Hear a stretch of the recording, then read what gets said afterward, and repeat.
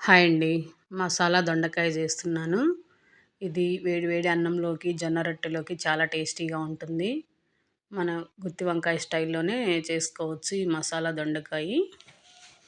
ఈ మసాలా దొండకాయ చేసుకోవడం కోసం ఫస్ట్ ఒక అరకిలో దొండకాయలు మరీ ముదిరివి కాకుండా, లేతవి కాకుండా ఇలా ఉన్నయి తీసుకొని ఒక 10 నిమిషాలు నీళ్ళల్లో ఏసి శుభ్రంగా కడిగేసుకోవాలి. అటు ఇటు చివర్లు కట్ చేసుకోవాలి. అటు ఇటు చివర్లు కట్ చేసుకొని ఇలా 4 పక్షాలుగా కట్ చేసుకోవాలి.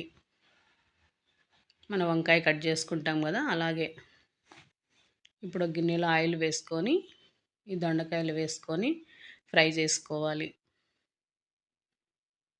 ఇలా అన్నీ ఒకసారి కలుపుకున్న తర్వాత కాస్త సాల్ట్, కాస్త పసుపు వేసుకొని ఈ దొండకాయలను ఒకసారి కలిపేసుకోవాలి. మూత పెట్టేసి ఒక 2-3 నిమిషాలు మగ్గించుకోవాలి. మూత తీసేసిన తర్వాత ఇదే ఆయిల్లో ఇట్లా మనం కలుపుకుంటూ ఫ్రై చేసుకోవాలి. ఒక 5 నిమిషాలు ఇలా ఫ్రై అయిపోయిన తర్వాత తీసి పక్కకు పెట్టుకోవాలి. దొండకాయల కలర్ చూడండి ఎలా మారాయో. ఆ కలర్ వచ్చిన తర్వాత పక్కన పెట్టేసుకోవాలి. ఇప్పుడు అదే ఆయిల్లో కాస్త ఆవాలు వేసుకొని 2 టమాటో, ఒక ఉల్లిపాయ సన్నగా కట్ చేసి వేసుకొని రుచికి సరిపడా సాల్ట్, కాస్త పసుపు వేసి ఒకసారి కలిపేసి మూత పెట్టి మగ్గించుకోవాలి టమాటోలు. టమాటో అంతా మగ్గిపోయిన తర్వాత మనం తినే కారాన్ని బట్టి కారం వేసుకోవాలి. నేను ఒక స్పూను కారం వేసి ఇంకాస్త వేసాను. ఇదంతా కలిపేసుకొని 1.5 గ్లాసు వాటర్ పోసుకోవాలి. 1.5 గ్లాస్ వాటర్ వేసాం కదా. ఇప్పుడు మసాలా పొడి, ధనియాలు, కొబ్బరి, తెల్లగడ్డ దంచిన మసాలా పొడి వేసేసి సాల్ట్ కాస్త తక్కువ అనిపిస్తే కాస్త వేసాను.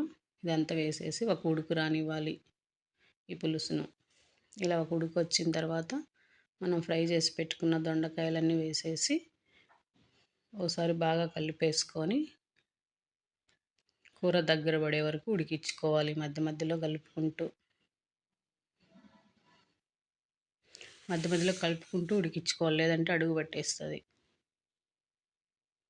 ఇదంతా బాగా ఉడికేటప్పటికి ఆ పులుపు, కారము అదంతా దొండకాయలకు బాగా పట్టిద్ది. కూర దగ్గరకు పడింది, దొండకాయ కూడా ఉడికిపోయింది. మసాలా దొండకాయ రెడీ. చాలా టేస్టీగా ఉంటుంది.